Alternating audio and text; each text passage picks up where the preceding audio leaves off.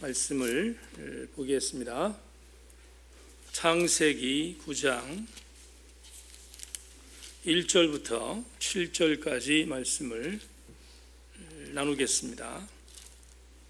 주보에 나와 있는 대로 구약성경 10페이지에 나와 있는 성들도 있고요.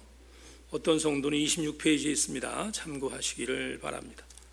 창세기 9장 1절로 7절까지 말씀을 한 절씩 교독하겠습니다.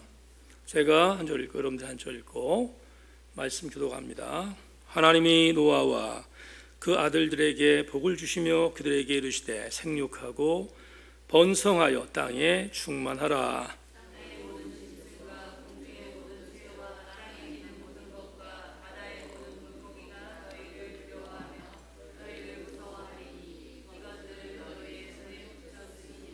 모든 산 동물은 너희의 먹을 것이 될지라.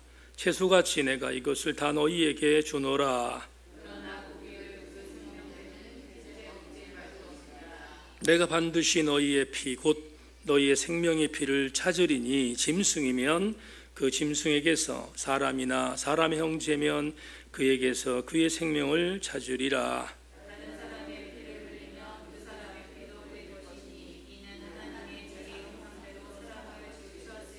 같이 합니다. 너희는 생육하고 번성하며 땅에 가득하여 그 중에서 번성하라 하셨더라.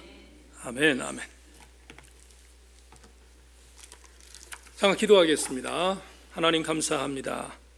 오중에 있지만 사랑하는 교우들이 수요 예배에 나왔습니다. 하나님 은혜를 베풀어 주시고 이 시간 말씀을 들을 수 있는 성령의 은총도 주시고 또 집중력도 주셔서 함께 아멘하고 수문학 광장의 영적 부흥이 이 저녁 예배 우리에게 임하도록 인도하여 주시옵소서. 하나님의 아름다운 은혜가 우리 모두에게 매기를 소망하며 예수 그리스도의 이름으로 기도하옵나이다. 아멘. 말씀에 기다리고 싶시다. 인사합니다. 말씀에 기다리고 싶시다. 네. 책임적으로 반응해야 합니다. 이런 제목을 갖고 창세기 38번째의 말씀의 은혜를 나누겠습니다. 여러분, 많은 사람들이 중요시 여기지 않는 수요 저녁 예배에 나오셨는데 나온 것은 은혜인 줄로 믿고 이 저녁 시간에 예기치 않은 하나님의 은혜가 임할 수 있기를 주의 이름으로 축원합니다. 목회를 해온 지난 날 동안 부분적으로 창세기를 본문으로 택해서 설교를 한 경우는 대단히 많습니다. 그렇지만 지금 여러분과 함께 하는 것처럼 창세기 전체를 통째로 강의하는 것은 목회 31년 만에 처음으로 하는 사역입니다. 그동안 부분적으로 창세기의 본문을 택해서 설교할 때는 대체적으로 많은 목사님들이 똑같이 하는 방법처럼 이미 잘 알려져 있는 창세기에 익숙한 본문을 택해서 제목으로 삼고 그렇게 말씀을 나누다 보니까 창세기에 속해 있는 중요한 나무들, 창세기 50장 중에 중요한 나무들은 볼 수 있었지만 유감스럽게 큰 숲을, 창세기라는 큰 숲을 볼 수는 없었던 아쉬움이 있었던 것이 사실입니다.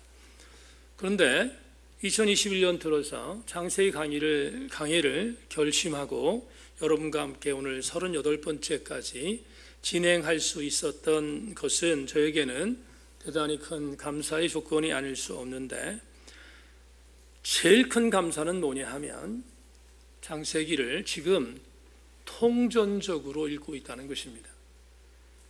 창세기 1장부터 50장까지를 관통하면서 조금 전에 말씀했던 언어로 말하면 나무가 아니라 숲을 보고 있다는 장점이 제게 있는 것이고 여러분들도 음으로 양으로 그 일들을 지금 수예배에 집중하는 교우들은 경험하고 있는 것입니다.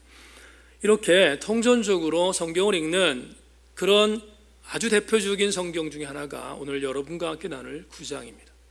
그래서 이 9장은 성경을 읽는, 특별히 우리가 지금 원역사라고 하는 1장부터 11장까지의 사역을 보고 있는데 그 중에 아주 중요한 어떤 내용들을 오늘 본문에서 우리에게 알려주고 있기에 놓치지 않고 돌아가는 귀한 시간이 되었으면 좋겠습니다. 여러분 1절을 보겠습니다.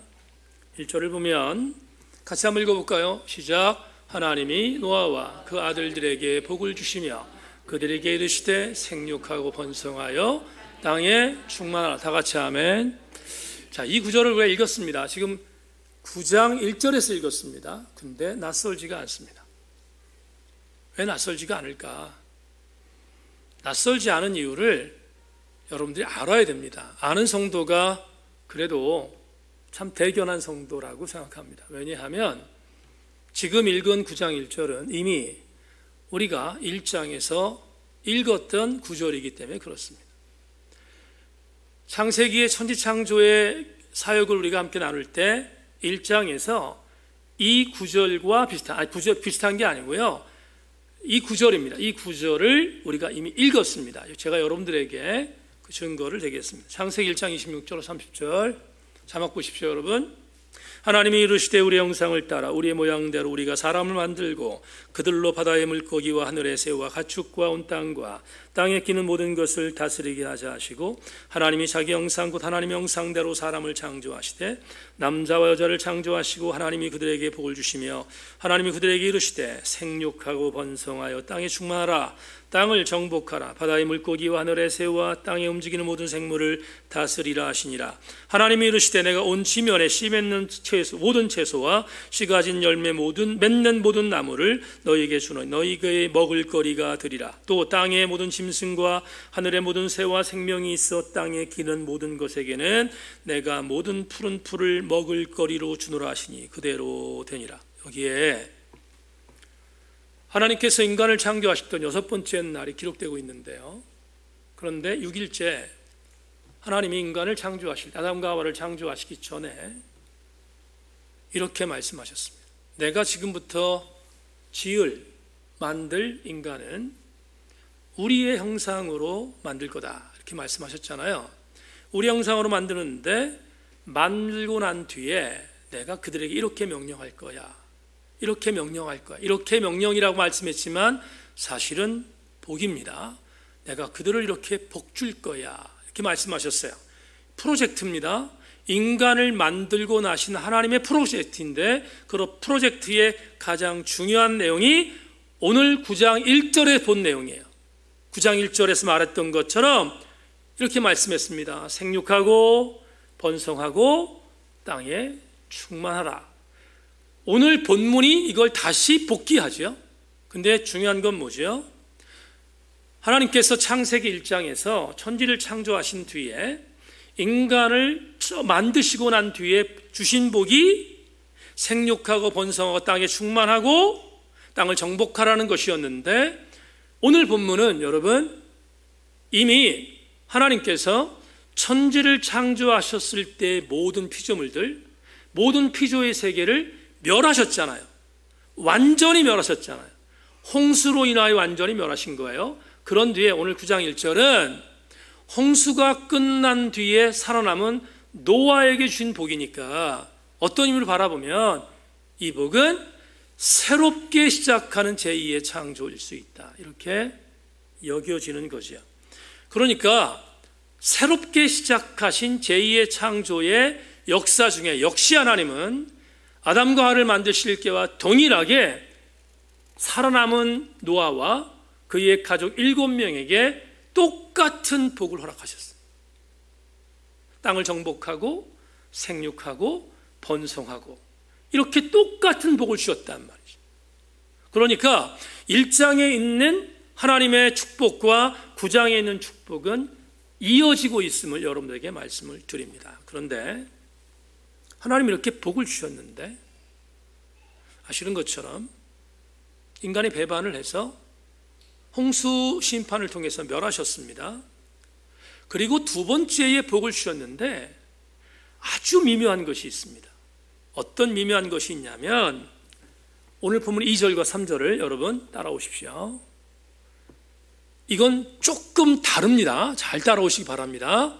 2절과 3절을 보면 이렇게 말씀하고 있죠. 땅의 모든 짐승과 공중의 모든 새와 땅에 기는 모든 것과 바다의 모든 물고기가 너희를 두려워하며 너희를 무서워하리니 이것들은 너희 손에 붙였음이니라. 모든 산 동물은 너희의 먹을 것이 될지라. 채소같이 내가 이것을 다 너희에게 주노라. 자, 이제 저를 집중해 주기 바랍니다.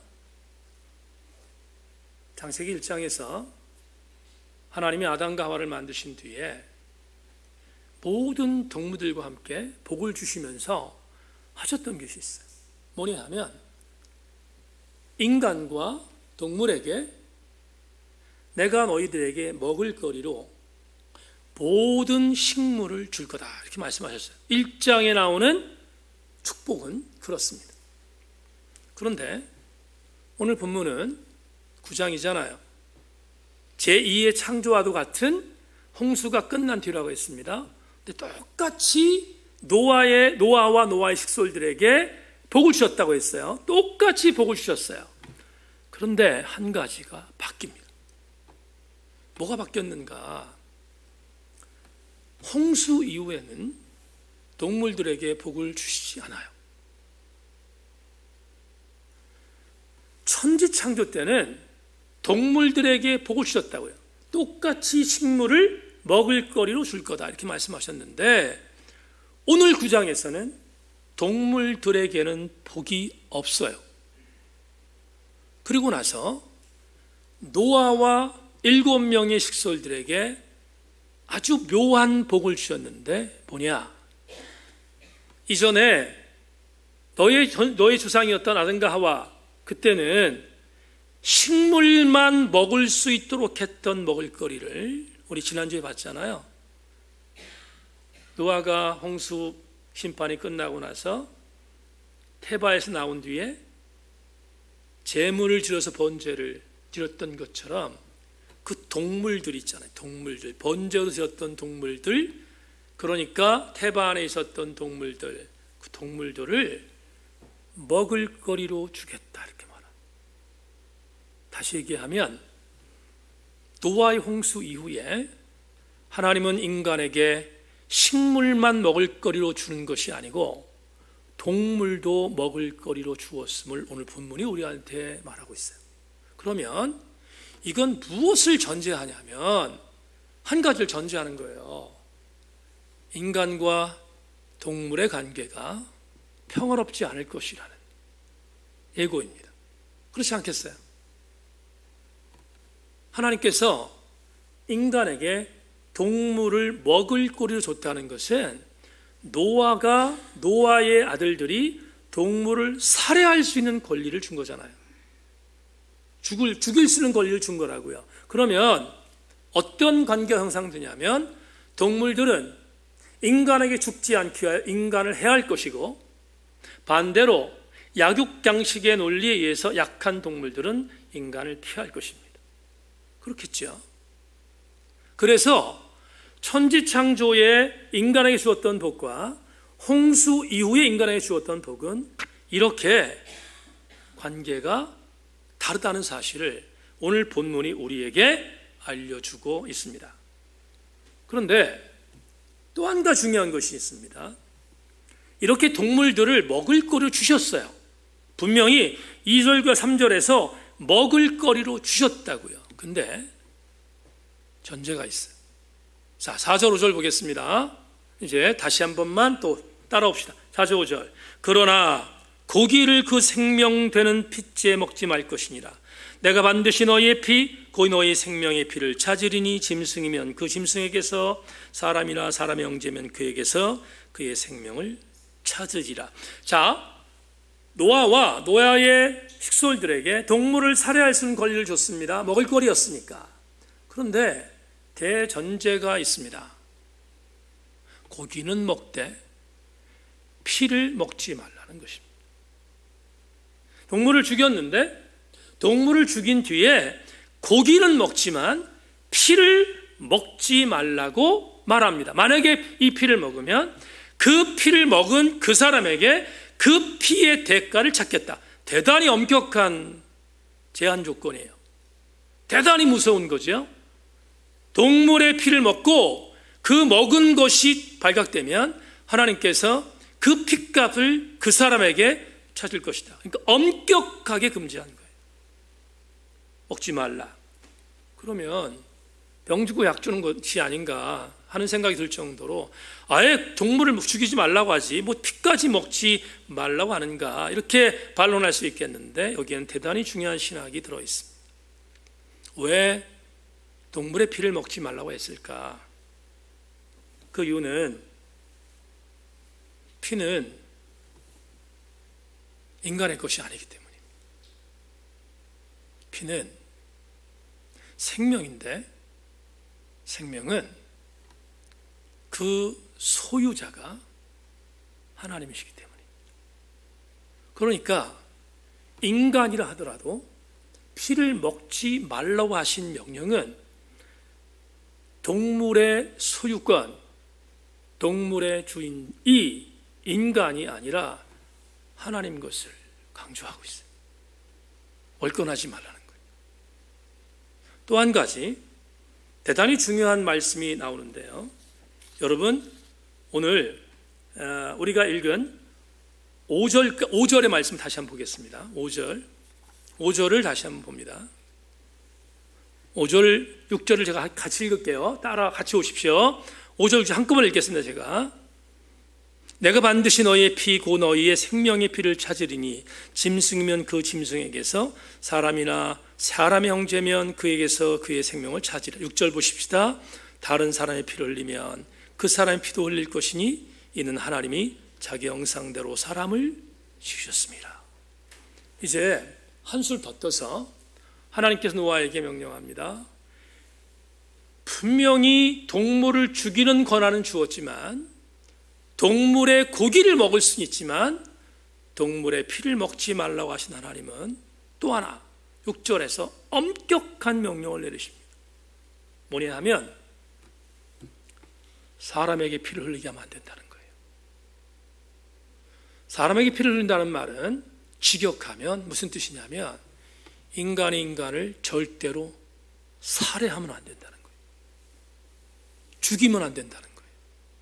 그러니까 살인 명령에 살인에 대한 부분을 금지하고 있는 내용이 6절 속에 있습니다. 그러면 왜 동물의 피를 먹지 말라고 했고 인간의 피를 흘리지 않도록 살인하지 말라고 했을까? 마찬가지입니다. 동물이든 인간이든 생명의 소유권은 하나님께 있다는 거예요. 그러니까 하나님의 소유권을 흔들지 말라는 것을 오늘 본문에서 우리한테 제시하고 있습니다. 우리가 일반적으로 사람이 사람을 죽으면 형법적인 부분에 있어서의 벌을 받잖아요. 근데 그것보다 더 심각한 영적인 부분에 하나님의 심판이 있음을 사람을 죽이는 경우 예고하고 있습니다. 4절과 6절을 제가 읽어드렸는데 이 4절과 6절을 장로교 신학대학에서 구약을 가르치는 하경택 교수님의 주석으로 여러분들에게 부연 설명하겠습니다. 따라오십시오. 자막이 나올 거예요. 인간과 동물 사이에서 일어날 살육과 피 흘림의 현실을 보시고 하나님은 한 가지 제한사항을 두신다. 그것은 생명이 있는 피와 함께 고기를 먹지 말라는 것이다. 이것은 생명의 소유권이 하나님께 있음을 알게 하신 것이다. 홍수 이후에도 인간에 대한 하나님의 절대 주권은 양보되지 않는다. 그것은 사람이 다른 피조물과는 달리 하나님의 형상을 닮은 존재라는 사실에 기인한다. 인간은 홍수 심판 이후에도 여전히 하나님의 형상을 지니고 있다. 따라서 사람의 피를 흘리는 일은 하나님의 형상을 침해하는 일이며 하나님에 대한 도전 행위인 것이다. 그러면 여러분, 이제 우리가 6절까지의 본문을 읽었잖아요. 그러면 이 본문을 통해서 오늘 수요 저녁 예배에 하나님이 우리에게 말씀하시려고 하는 레마, 신학적 교훈이 뭘까? 너무 중요한 것이 있어요. 제가 원포인트로 말씀을 보통 드리는데 오늘도 마찬가지입니다. 한 가지를 절대로 잊으면 안 된다. 자막 보겠습니다. 자, 오늘 수요 저녁 예배를 통해서 창세기 38번째의 설교의 레마로 주신 하나님의 은혜는 말씀드렸잖아요.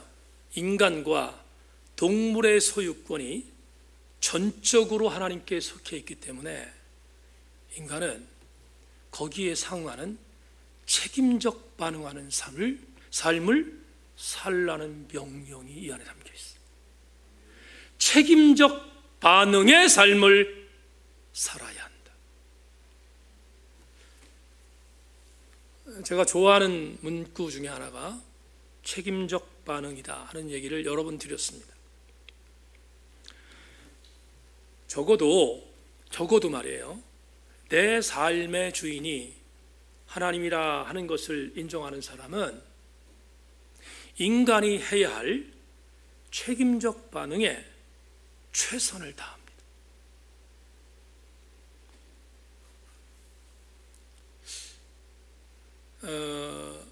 우리는 이 책임적 반응이라는 이 단어에 대해서 오늘 좀 중요하게 생각을 해야 되겠는데, 불교를 비롯해서 여타 종교들은 이런 이야기들을 많이 합니다. 어떤 얘기를 많이 하냐면, 내 인생은 내 것이기에 누구도 터치하지 못하게 하라. 내 인생은 내 것이니까 누구도 터치하면 안 돼. 누구도 내 인생을 간섭하면 안 돼. 이렇게 가르칩니다. 일전에도 한번 소개했지만, 여러분, 해민이라는 승려가 지금은 무대에서 탈락됐지만, 이 해민이라는 승려가 2권의 책을 썼어요.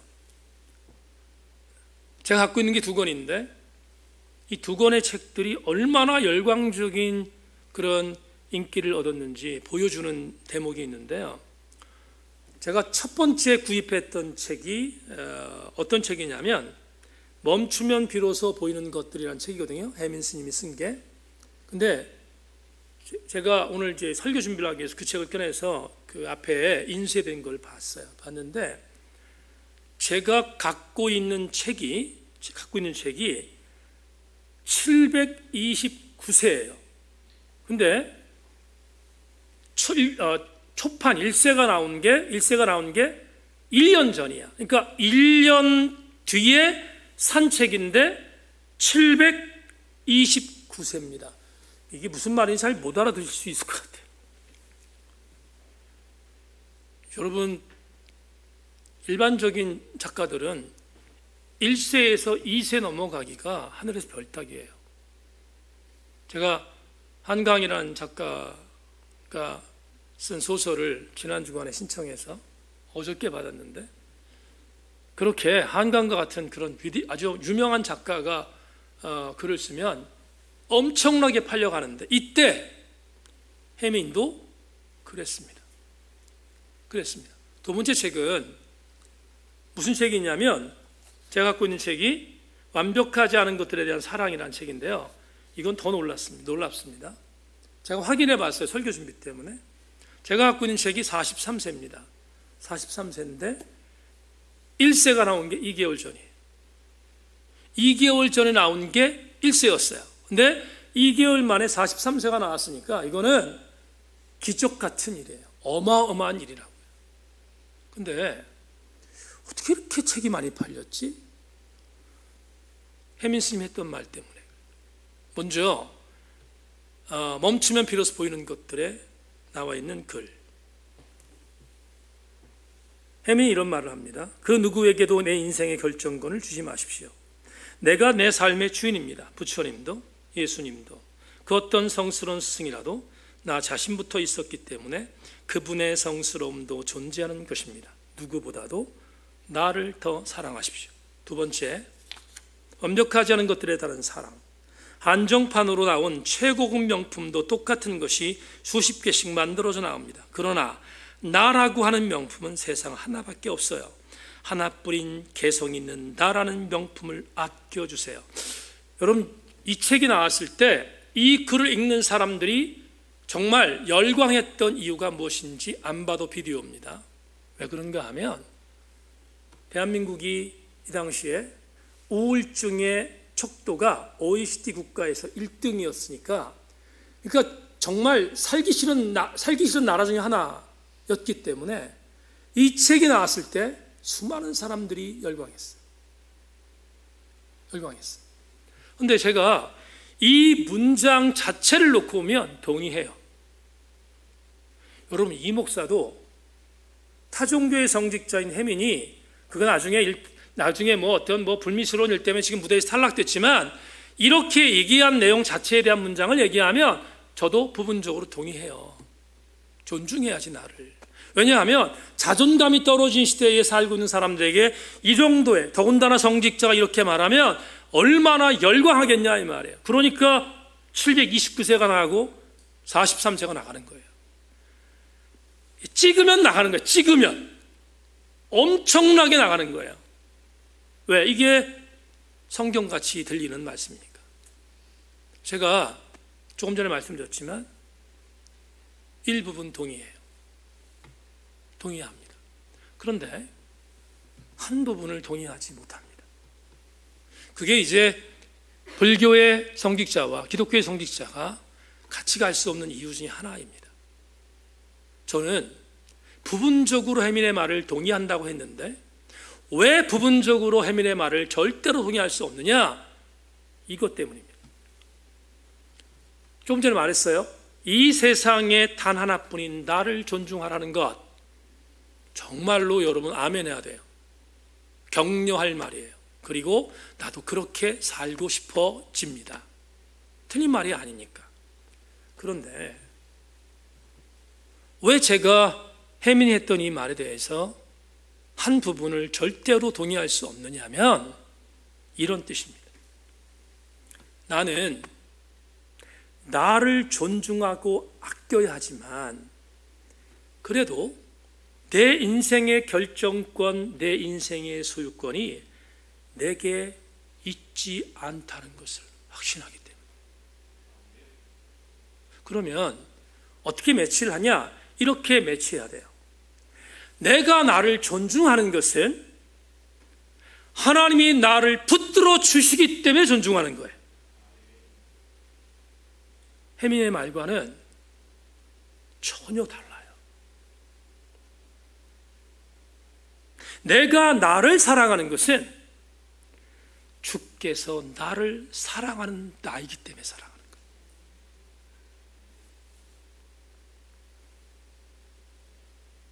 오늘 새벽에도 말씀드렸지만 주님이 배제된 나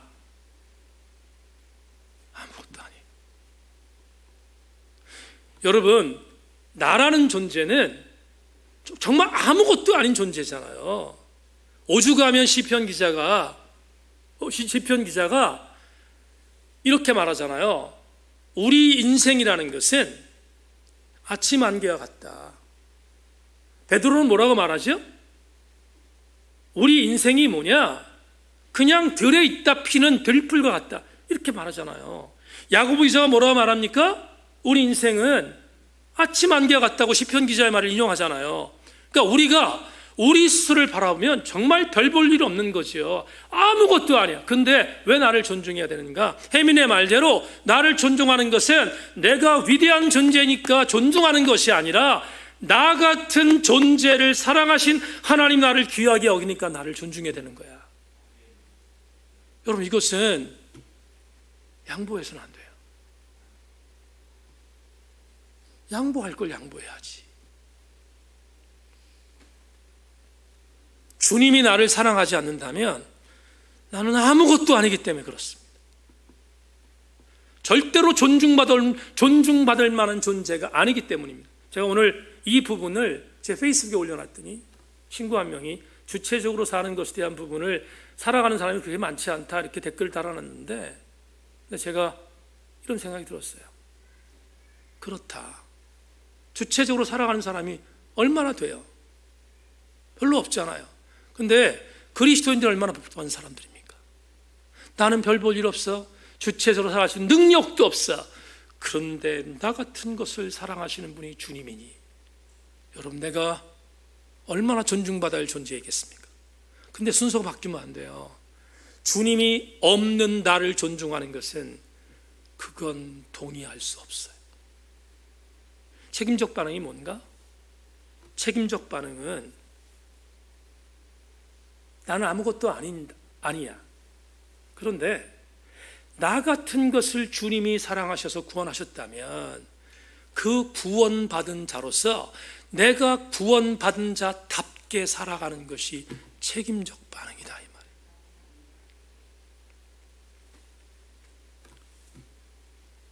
저는 성결교회 목사입니다. 장로교회 신학 중에 마지막 교리를 수없이 말하지만 믿을 수가 없어요. 성도의 견인. 믿을 수가 없어요. 성도의 견인이 뭐죠? 선택받은 한 사람이 있습니다. 예정된 한 사람이 있습니다.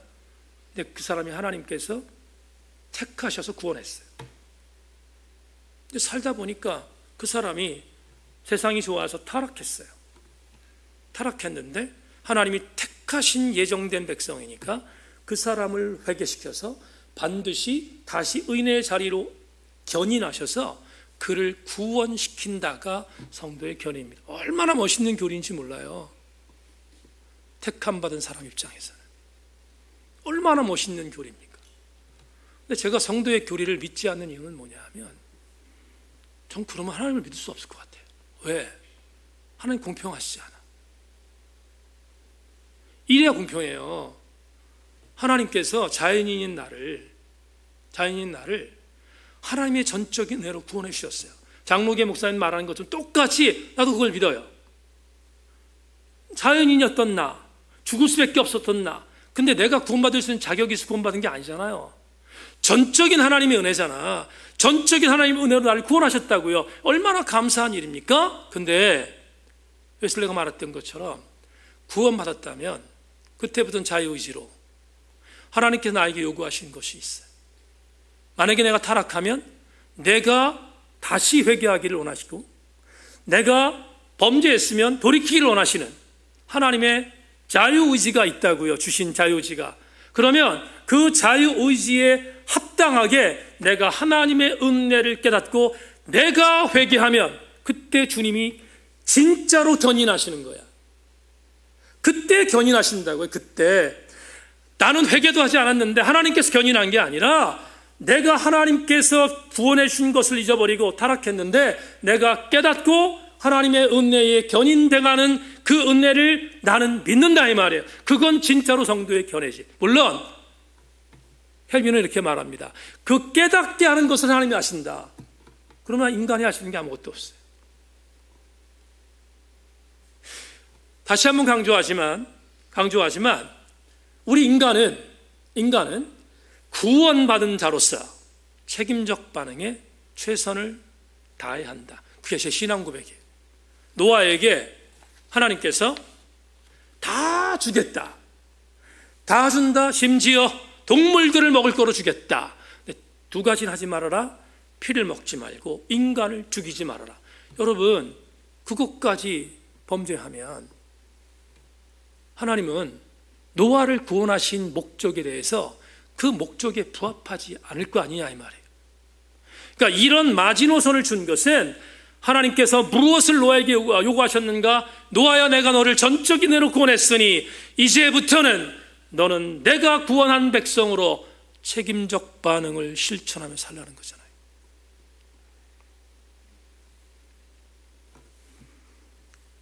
성경 말씀 두 구절을 여러분들 인용하고 설교를 맺겠습니다.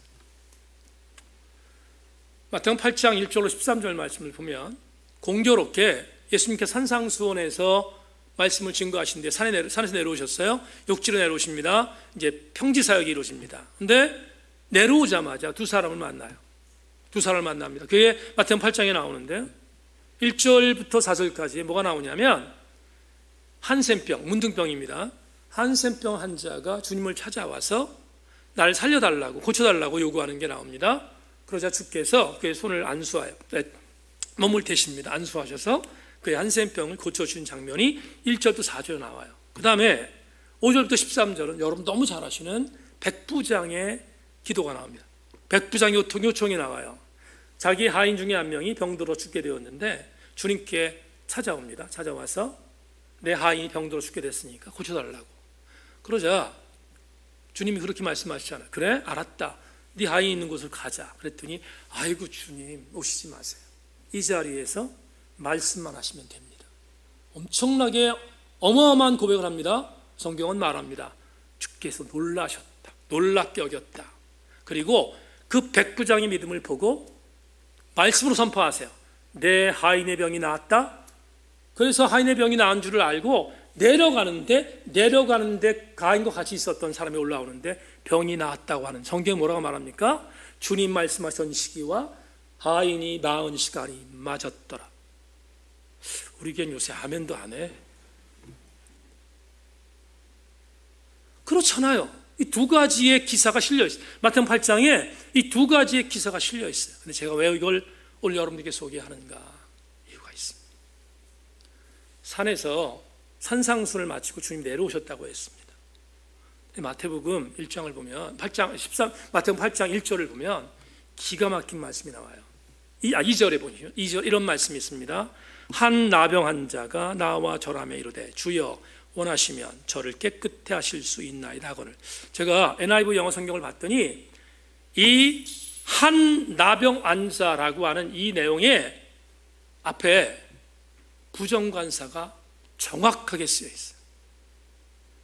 여러분 추측하기로는 주께서 산상수를 마치고 내려오셨을 때 가버나움 지역에 수많은 병자들이 몰려왔다고 했거든요. 수많은 병자들이. 근데 성경이 자세히 기록하고 있지 않으니까 추측하는 것입니다. 설교자는 추측할 수 있으니까 추측하는 것입니다. 그 중에 한센병자가 이 사람뿐이었을까? 저는 그렇게 생각하지 않아요. 한센병자 중에 상당히 많은 사람들이 있었을 겁니다. 그런데 유독이 8장 2절에서 한 나병 환자가, 이 한이라는 단어가 이게 부정관사예요. 그러니까 다른 말로 얘기하면 수많은 어떤 병자들이 있었는데 주님에게 찾아 나와서 내 질병을 고쳐달라고 했던 사람이 한 명이었다 이 말. 그러면 이 한 명이 했던 것이 뭘까? 저는 많은 설교자들이나 많은 신학자들이 말합니다. 이 사람이 바로 한센병에서 고침받을 만한 믿음을 고백했다. 아멘이죠. 아멘이에요. 믿음이에요, 믿음. 근데 저는 오늘 여러분에게 설교 제목으로 바꿀게요. 이 한센병자가 고침받을 수 있었던 것은 책임적 반응이었다.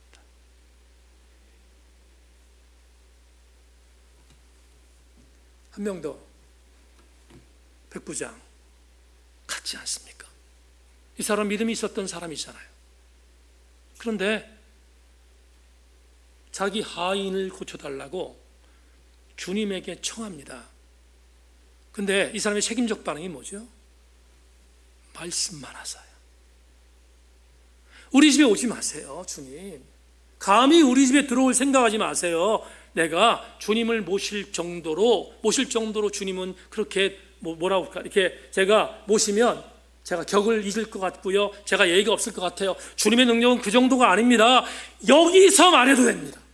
얼마나 엄청난 믿음입니까? 근데 말씀만 하사가 책임적 반응이다.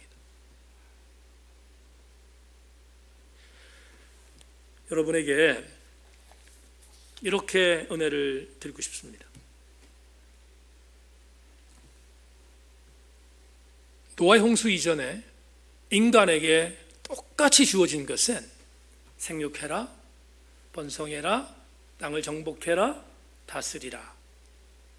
내가 너를 지을 때 우리의 형상으로 지었다. 이마고데이 형상으로 지었다.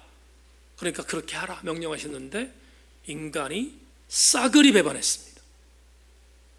하나님이 주신 복을 완전히 거절했습니다. 책임적 반응에 1도 순종하지 않았습니다. 그런데 오늘 노아 홍수가 끝난 뒤에 테바에서 나온 노아가 하나님께 번제로 예배를 드리는 것을 보고 기뻐하셨다고 지난주 말씀드렸잖아요. 흡양하셨다, 기뻐하셨다. 그래서 하나님께서 너무 기뻐하셨어요. 백부장이 고백했던 것처럼 노아에게 복을 주셨어요. 복을 주셨어요. 그런데 피는 먹지 말고 인간을 살해하지 말라. 주께서 이렇게 말씀한 겁니다. 노아야, 적어도 내가 원하는 신앙의 하명에 책임적으로 반응하라. 말씀 맺겠습니다. 죄가 뭘까 생각을 합니다. 근데 죄가 뭘까 이렇게 질문할 때 오늘 설교에 맞추어서 여러분에게 말씀을 드리면 죄는 소유권, 주인의 의식을 거부하는 것입니다. 그래서 내 생명의 소유권이 주께 있는 것이 아니라 내게 있다고 믿고 막 삽니다. 그리고 내 마음대로 사는데 내가 무슨 책임적 반응을 하느냐고 그렇게 항거합니다. 사랑하는 교우 여러분,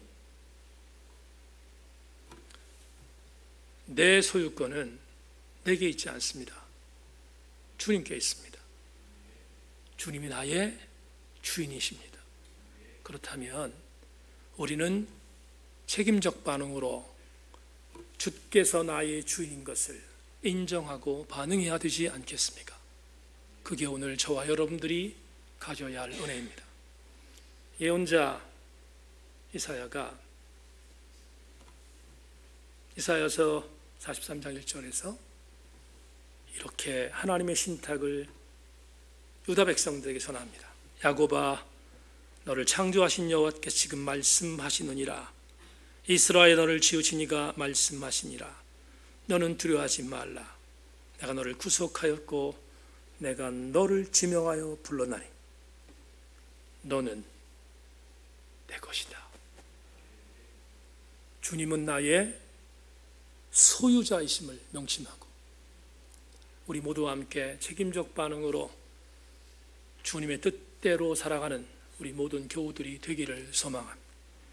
힘들고 지쳐 낭망하고 넘어져 일어날 힘 전혀 없을 때에 조용히 다가와 손잡아 주시며 나에게 말씀하시네. 나에게 실망하여 내 자신 연약해 고통 속에 눈물 흘릴 때에 못자국 난 그 손길 눈물 닦아 주시며 나에게 말씀하시네. 너는 내 아들이라. 오늘날 내가 너를 낳았도다. 너는 내 아들이라. 나의 사랑하는 내 아들이라. 하나님 감사합니다. 오늘 수요 저녁 예배에 나의 주인이 주님인 것을 인정하고 나의 소유가 주님께 달려있음을 명심하고 우리 모든 성도들마다 그리스도인으로서 책임적 반응을 실천하며 살아가는 하나님 백성들 되게 하여 주시옵소서. 하나님, 오늘 예배를 마치고 돌아갑니다. 우리 처소로 돌아가서 우리의 죽음 되시는 예수 그리스도께서 오늘 나에게 말씀하신 것을 신비에 새겨 무기 삼아 우리의 삶 속에서 책임적 반응을 실천하며 또 승리하는 우리 모든 성도들 되게 하여 주시옵소서. 감사드리며 예수 그리스도의 이름으로 기도 올리옵나이다. 아멘. 하늘에 계신